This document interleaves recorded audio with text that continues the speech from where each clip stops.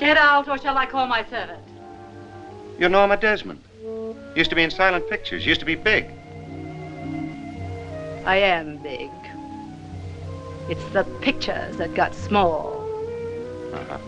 Have you ever left the theater or finished a Netflix binge and thought, was that it? Why do so many modern movies feel flat, predictable, and forgettable?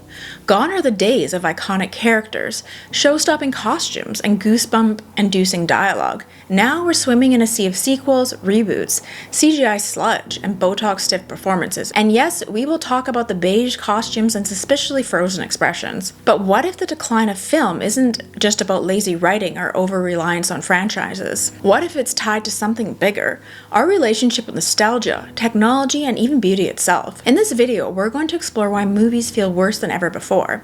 We'll trace the golden era of Hollywood glamour, revisit the cinematic rebellion of the 70s, and uncover how Marvel, money, and media have transformed storytelling into content. And don't worry, we'll absolutely be examining how modern costume design feels like a sad afterthought compared to the lush extravagance of old Hollywood. Plus, how the obsession with ageless beauty, hello Botox, and fillers may have unintentionally been numbing the emotional range of today's screen icons. Let's dive into the slow, glamorous decline of cinema.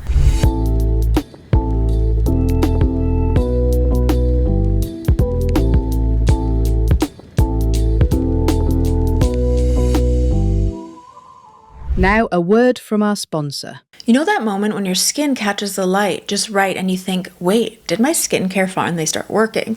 That's how I've been feeling lately, and honestly, I think it's because of Hyacera from Ritual. Hyacera is a once daily skin supplement that supports your skin from the inside out. It's clinically proven to reduce wrinkles and fine lines and improve skin smoothness, and it can be easier, just one vanilla essence capsule a day. No complicated routines, and you can take it anytime, with or without food. Since I started taking it daily, I've noticed a difference in how smooth and glowy my skin looks. Even the fine lines around my eyes and my crow's feet look less defined. My skin feels more hydrated and supple, which is huge for me. And what I love about Ritual is how transparent they are. Every ingredient in Hyacera is made traceable, so you know the source, the supplier, and even the clinical studies behind it. And speaking of studies, Ritual invested in a gold standard clinical trial to prove the results, which I really respect. It's also vegan, gluten-free, soy-free, and has no artificial colorants or sugar. Plus, it's third-party tested. So if you're like me and want skincare that does more than just sit on your face, this is a really simple upgrade. Go to ritual.com and use my code LauraJane25 for 25% off your first order. And thank you, Ritual, for sponsoring this video, and let's get back into the main video. Chapter 1, The Age of Content, Not Cinema. We've entered an age where the word content has all but replaced the word cinema. What was once considered an art form, a delicate balance of visual storytelling and performance, costume, and emotional resonance, has now been boiled down to a metric: minutes watched, click-through rates, algorithmic engagement. In today's streaming-dominated media landscape, it no longer matters whether a film is artistically meaningful. It matters whether it holds attention long enough to prevent a viewer from switching to another title. Cinema, as an intentional, immersive experience, has been replaced with content, bite-sized, formulaic, and endless scrollable. This transition didn't happen overnight. With the rise of platforms like Netflix, Disney+, Amazon Prime, and now Apple TV, movies have become a utility, something to fill silence, to play in the background while folding laundry, to watch half during a late-night scroll through Instagram. These platforms don't treat films as events or cultural milestones. They treat them as products to populate the infinite carousel of thumbnails. In this environment, the goal isn't to create something unforgettable. It's to create something that fits. Something that's easily marketed, optimized for autoplay, and able to be consumed passively and in bulk. The result? A genreless gray zone where everything sort of looks the same, feels the same, and vanishes from memory from the moment it ends. Compare this to the golden age of Hollywood in the 30s and 40s, where movies were meticulously crafted spectacles. Studios like MGM and Paramount were indeed profit-driven, but they still treated films like cultural artifacts. Every production, even a minor comedy, was seen as an opportunity to leave an impression. Directors such as George Cukor, Ernst Lubitsch, and Billy Wilder infused their films with wit, elegance, and depth. Their works were designed not to just entertain, but to endure. Even within the constraints of the studio system, there was a reverence for cinema as something bigger than just content. In that era, visual language mattered. Costumes, lighting, set design, they were extensions of character and theme. Edith Head, the legendary costume designer, famously said, "You can have anything you want in life if you dress for it." Her designs didn't just dress actresses like Grace Kelly or Audrey Hepburn. They defined their characters. A single costume told you everything you need to know about a woman's class, aspirations, fears, or power. The clothes weren't minimalist or muted. They were symbolic, theatrical, and filled with meaning. Fast forward to today and the magic has dulled. Many modern films look like they were designed using a Canva template. Costumes are often indistinguishable from fast fashion or tactical athletic wear. Everything is shot in flat lighting with the same muted palette, teal, gray, and beige, the visual equivalent of a PowerPoint presentation. It's ironic that with all the technology available now, camera drones, CGI, advanced color grading, we're producing films that feel less cinematic than those made 80 years ago. This decline isn't a result of budget constraints. In fact, some of the most visually lifeless films are the most expensive. Take the final Wonder Woman movie or Ant-Man. This is perhaps most evident in the Marvel Cinematic Universe, which has become the poster child for the content over cinema era. What began with a few carefully crafted superhero films has exploded into an interconnected web of movies and shows that feels less like stories and more like episodes in a sprawling, never-ending series. Even the actors seem aware of this. Anthony Mackie, who plays Falcon, once remarked that Marvel films are no longer movies in the traditional sense. They're products, like shoes being churned out by a factory. Each one designed to be serviceable, consistent, and above all, safe. This manufacturing mindset has a real consequence: the loss of uniqueness. Think about the last time a movie character entered the cultural lexicon the way Holly Golightly, Scarlett O'Hara, or even Elle Woods once did. These weren't just characters, they were a phenomena. Their costumes, voices, quirks, and dialogue became part of a popular culture. Now we get protagonists engineered to be relatable, but who somehow lack any real personality. They're either awkward but perfect or grim but vulnerable. Either way, they're designed to test well with all demographics, and as a result, they rarely resonate with any one group deeply. One could argue the shift mirrors our broader digital reality. Social media has conditioned us to value frequency over quality. It's not about creating one incredible thing, it's about posting consistently. In this climate, movies follow suit. Better to release 5 mediocre films in 2 years than one unforgettable in 5. Studios treat franchises the same way influencers treat content calendars. Keep posting, keep trending, and maybe, just maybe, you'll go viral. But here's the most sobering truth. When everything is made to be easily digested, nothing is meant to be remembered. We are drowning in movies and yet starving for meaning. The sheer volume of content has created a paradox of abundance. Plenty to watch, but very little to connect with. And so we're left asking, can we still make iconic cinema in a world that no longer values cinema? Or has storytelling lost the battle to streaming efficiency? Chapter 2, The Death of Glamour and Costume Design. Let's talk about the silent star of cinema, the costume. Or rather, let's talk about its slow and steady disappearance. There was a time when a single gown could transcend the screen and etch itself into the collective cultural memory. Audrey Hepburn's black Givenchy dress in Breakfast at Tiffany's wasn't just a wardrobe choice. It was an identity, a statement, a symbol of understated elegance and feminine independence. Elizabeth Taylor's costumes in Cleopatra were so extravagant and labor-intensive that the production nearly bankrupted 20th Century Fox. But the gamble paid off. Taylor didn't just play Cleopatra, she embodied her. Every gold-threaded robe and jewel-encrusted crown told the story of a woman who saw herself as divine. Today's costume design has been flattened, reduced to a background texture rather than storytelling device.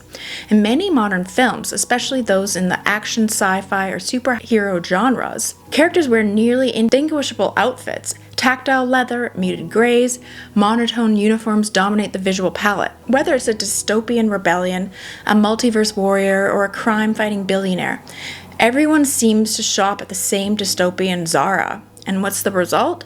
Costumes that neither elevate the narrative nor differentiate characters. They simply exist. This isn't just an aesthetic issue, it's a storytelling one. Costumes are crucial tools in shaping how we perceive a character. What someone wears can convey their socioeconomic status, emotional state, internal conflicts, aspirations, and even their arc. Think of Scarlett O'Hara's iconic green curtain dress in Gone with the Wind.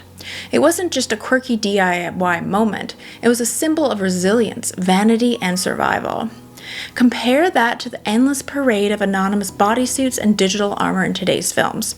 Even when every heroine looks like a video game avatar, you start to wonder if you're watching a person or a polygon. What's even more ironic is that these minimalist, function-first costumes appear in films with massive budgets. You'd think that $200 million might buy a few standout ensembles, but instead we're getting off-the-rack, personality-free designs. It's hard not to feel like studios have not put any priority into visual storytelling in favor of visual safety.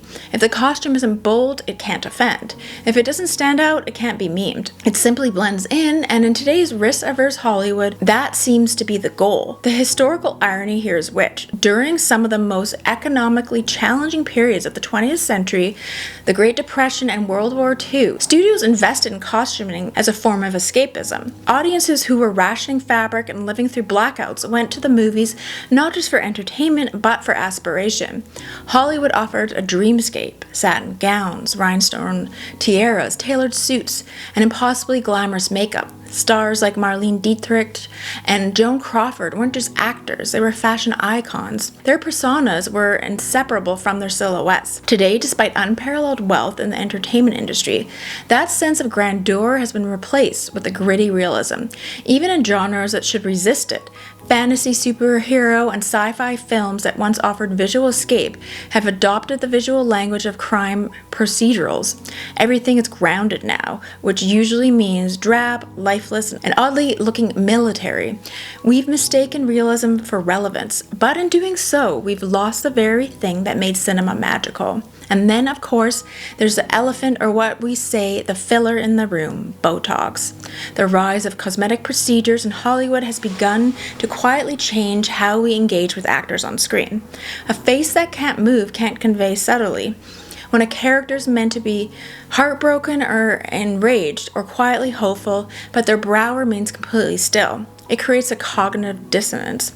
The human brain is wired to read micro-expressions. We need the twitch of an eyebrow, the furrow of a forehead, the quiver of a lip. Without it, emotional resonance is dulled. This is particularly noticeable in roles that deepen on emotional nuance. Compare Vivien Leigh's performance in Gone with the Wind, where every frame is a masterclass in emotional range, to the action heroines of today. Many looking stunning, yes, but their performances often feel emotionally flat. Not necessarily because of their bad actors, but because their faces have been edited, either surgically or digitally, into expressionless perfection. The result is an uncanny valley of beauty that's hard to connect with. Of course, there are exceptions, films that remind us what costume and storytelling can do when handled with care. Barbie starring Margot Robbie was one of such a rare gem. It wasn't just a fun wardrobe movie. It was a case study in visual cohesion. The costumes weren't just playful, they were integral to the story. They reflected Barbie's evolving identity, her internal crisis, and her rebellion against patriarchal conformity. From bubblegum pink power suits to existential nightgowns, every look said something, and audiences noticed. Fashion blogs, TikToks, and even academic essays exploded with analysis. Costumes mattered again, and that excitement was contagious. It proves something we've always known deep down. Fashion in film isn't frivolous, it's foundational. When done well, it elevates story. When done poorly or ignored, it becomes one more reason modern movies feel disposable. And that brings us back to the bigger question. Is the current trend towards minimalist, muted costuming a conscious stylistic choice? A reflection of a post-ironic, normcore, emotionally disassociated era? Or is it simply laziness, creative cost-cutting disguised as an intentional restraint? Either way, the result is the same. We've lost the glamour, the theatricality, the larger-than-life allure that once defined cinema. Today's films dress like they're characters for the scene. Yesterday's films dress them for immortality. So what do you think? Has fashion lost its power in storytelling? Or are we just in a transitional period, waiting for the return of true cinematic style? Chapter 3, From Risk to Franchise, The Death of Originality. Once upon a time, Hollywood was a gamble. Filmmaking was daring, messy, provocative, and that was the point. The 1970s are often referred to the last age of golden age auteur cinema, and for a good reason. It was an era when studios, still reeling from the collapse of the old studio system and facing competition from television, took wild chances on young rebellious filmmakers with radical visions. The result? Films like Taxi Driver, Chinatown, and The Network. These weren't just stories, they were cultural critiques, confrontations, and occasionally cries for help. They tackled politics, paranoia, masculinity, and madness. They were gritty, strange, and deeply personal. Even into the 90s, we saw flashes of that daring spirit. Pulp Fiction exploded, conventions with its fractured timeline and stylized violence. Fight Club was both a critique and a celebration of consumer disillusionment. The Matrix bent genre and philosophy into a leather-clad fever dream of technological anxiety. These movies weren't just financially successful, they were risky.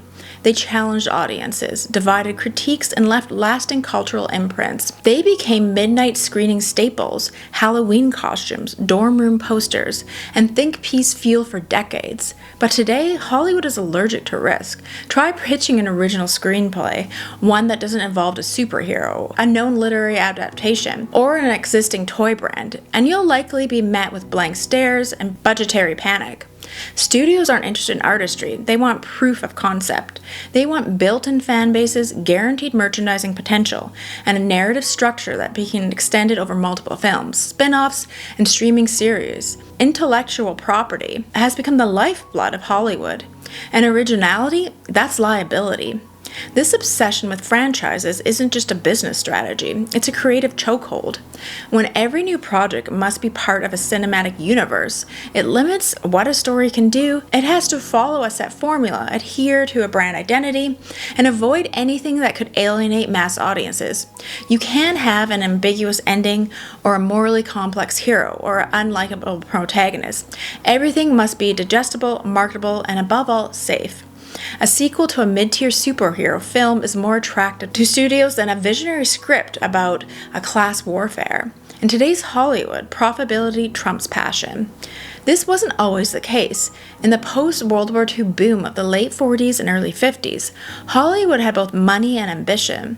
Audiences were eager for distraction, but they were also open to depth. Films like Sunset Boulevard didn't just entertain, they interrogated the industry.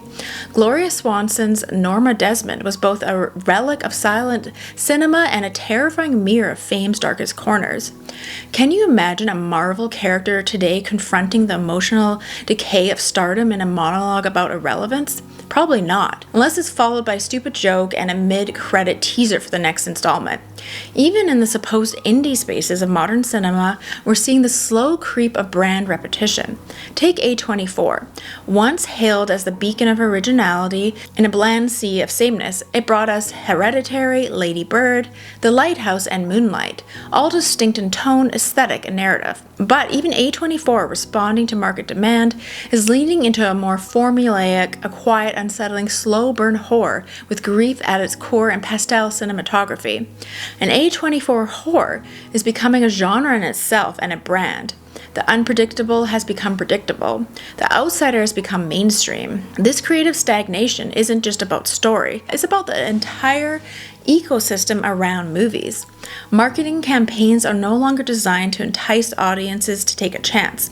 They're designed to assure them they already know what they're getting. Posters all look the same, trailers give away the entire plot. Even casting feels like algorithmic calculus. Pair one rising Gen Z star with a legacy actor for cross-generational appeal. Throw in a familiar song reimagined as a slowed-down cover, and boom, a product, not a film. The consequence? Fewer films that resonate, fewer characters who feel real, and a growing audience that senses they're being fed the cinematic equivalent of fast food. Satisfying in the moment, but ultimately forgettable. We might still enjoy the occasional Marvel movie or nostalgia-soaked sequel, but we leave the theater or turn off the screen without a lingering feeling that something shifted inside us. And ironically, it's often the foreign films, micro-budget indies, or streaming releases with minimal fanfare that surprise us.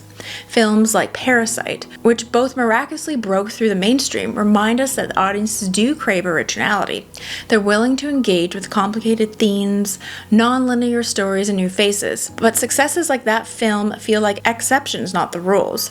For every daring original, there are 10 remakes of a 90s cartoon or reboots of franchises that should have been laid to the rest decades ago.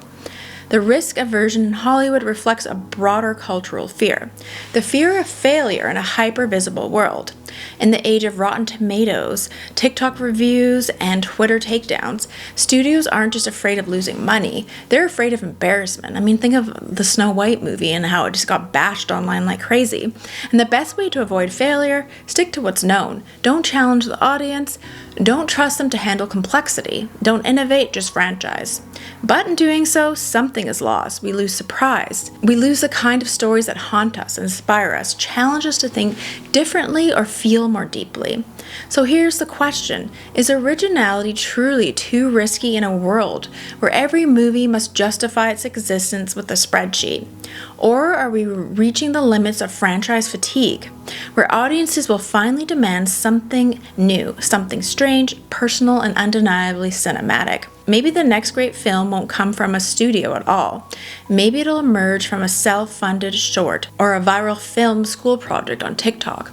Because when the industry no longer awards creative risk, sometimes the only way forward is outside of it. Chapter 4. The role of social media and audience fatigue. There was a time when going to the movies felt like an event. You'd see a trailer before a different film weeks in advance, maybe hear a few whispers in a magazine, but beyond that, you walked into the theater not knowing exactly what you were about to experience. There was anticipation, mystery, and surprise. That's all gone now. Social media has fundamentally transformed the way we engage with film, before, during, and after the actual viewing. Now a movie's entire life cycle is often dictated before it even hits theaters or streaming. Teasers drop a year early. Casting leaks trend on Twitter. TikTok creators speculate endlessly about plot points based on the on-set photos or vague quotes in interviews. By the time the movie is released, it feels like we've already consumed it, just in fragments. The hyper-connected pregame creates a unique kind of fatigue. We aren't just experiencing films anymore, we're dissecting them, analyzing them, turning them into discourse generators. Every scene must be memeable. Every line of dialogue should be clippable. The experience of watching the film becomes secondary to the experience of posting about it. It's not about whether the story moved you, it's about whether you can caption a tweet from a reaction, a GIF that goes viral. This creates immense pressure for filmmakers. Instead of focusing on emotional arcs or subtle character development, they're often pushed, whether explicitly or implicitly, towards spectacle, shock, and its style over substance. A well-timed cameo, a dramatic twist, or a meme-ready line reading becomes more valuable than a carefully constructed third act. The rhythm of storytelling is being warped to fit the logic of social media engagement, not emotional resonance. It's worth drawing a historical parallel here. In the 1950s, Hollywood faced a major existential threat. Suddenly, people didn't have to leave their homes for entertainment. In response, the movie industry went big, literally. We got CinemaScope, Technicolor, and epic biblical dramas with sweeping orchestras and casts of thousands. It was Hollywood saying, you may have TV, but we've got spectacle. Today's cinema faces a new threat. TikTok, the competition isn't just other motives, it's 15-second videos and jump cuts, sound effects, and algorithms trained to predict your every interest. Once again, Hollywood is adapting, but not necessarily for the better. Instead of creating films that are immersive and meaningful, many studios now aim to create films that are clippable. Every frame must serve not just the story, but the social media machine. The The goal is no longer emotional investment, it's virality. Consider the recent surge of viral moments that have overshadowed entire narratives. Take the Netflix series Wednesday, for example. While the show had a decent plot and charming performances, the moment that truly broke through the cultural noise was Jenna Ortega's quirky dance sequence set to a sped-up version of Bloody Mary by Lady Gaga. The scene became a TikTok phenomenon, spawning thousands of recreations. But ask someone to explain the show's larger plot or thematic arc. Crickets. One moment outshed everything else. A similar dynamic played out with Dune, with its lush cinematography, intricate world building, and cerebral themes. It should have been the rare sci-fi epic that sparked deep cultural discussion, but much of the online conversation was reduced to thirst tweets about Timothée Chalamet or memes comparing Zendaya's limited screen time to a perfume ad. In a media environment shaped by speed and saturation, the spectacle often overshadows the substance. This fragmented attention has led to a deeper, more existential fatigue, not just with individual films, but with the act of movie watching itself. When everything is positioned as must-see, it starts to feel like nothing really is. The constant stream of trailers, posters, teasers, behind-the-scenes clips, and think pieces can be overwhelming. There's no time to reflect on one story before being bombarded with the hype for the next.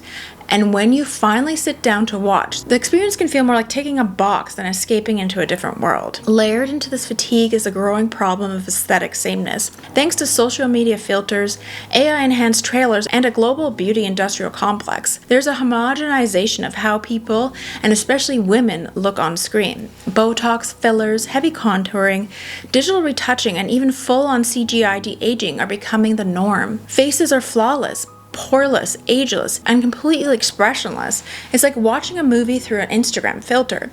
When you pair this with the already surface-level storytelling driven by social media's influence, the result is a strained kind of an emotional disconnection. You're watching stories with perfect faces that can't move, characters that don't change, and arcs that don't land. It feels synthetic, staged, like you're not watching people, but projections of idealized avatars. The human element that made film so compelling, the messiness of emotion, the flaws in performance, is being scrubbed away both digitally and culturally. And so we arrived at a paradox. We're consuming more films than ever. We're surrounded by hot takes, breakdowns, reaction videos, and discourse. Yet we're remembering loving fewer of them, feeling fewer of them. We're not watching stories, we're watching moments. And moments, no matter how viral, don't make for meaningful cinema. So here's the question. Can movies survive as an art form in an environment that demands constant engagement but punishes slowness, subtlety, and sincerity? Can filmmakers create lasting narratives in a system that favors things to be the same? Or are we witnessing the transformation of cinema into something new entirely, something less about storytelling and more about keeping pace? If the only metric of success is how often your film gets clipped, memed, and posted, what happens to the stories that can't be condensed into 15 seconds? So why are movies so bad now? It's not just nostalgia talking. Modern cinema is suffering from a perfect storm of corporate control, aesthetic flattening, creative risk aversion, and yes, too much Botox. But here's the twist. Audiences are aware. The rise of indie cinema, film festivals, and grassroots critiques on YouTube and TikTok show that people want more. We're craving nuance, glamour, and originality, and maybe even a costume that isn't beige. And the good news? Trends are cyclical. Just as the gritty 1970s followed the glossy studio era, and the quirky indie boom followed early 2000s blockbusters, another creative renaissance may be around the corner, and maybe it's already here, you just don't know where to look. And until then, maybe the decline of mainstream cinema isn't the end, just the end of an era. So have you watched a recent movie that made you feel something, and do you think Hollywood can recover its sense of magic? Or are we doomed? I mean, there can be a few gems on these streaming platforms, but I think they just need to keep pumping out content so quick, and they're just desperate to keep, people watching and pumping stuff out, that they're just, some of them are really boring. Like a lot of these action movies are terrible. For me, like a good movie is I'll remember it days later, or like the next day I'll wake up and remember it. But a lot of these movies, like I forgot that I even saw it. I'll go back on the platform, I'm like, did I even watch that movie? And I'm like, oh yeah, I did, and I even forget the plot. So I don't know, when I watch a lot of old movies, I start to realize again too how bad modern movies are. So anyways, it's an interesting topic. Let me know in the comments below what your thoughts are. Do you like older movies? I mean, I love the 70s and 80s for movies. The 90s are pretty good too. So let me know in the comments below. Thanks for watching.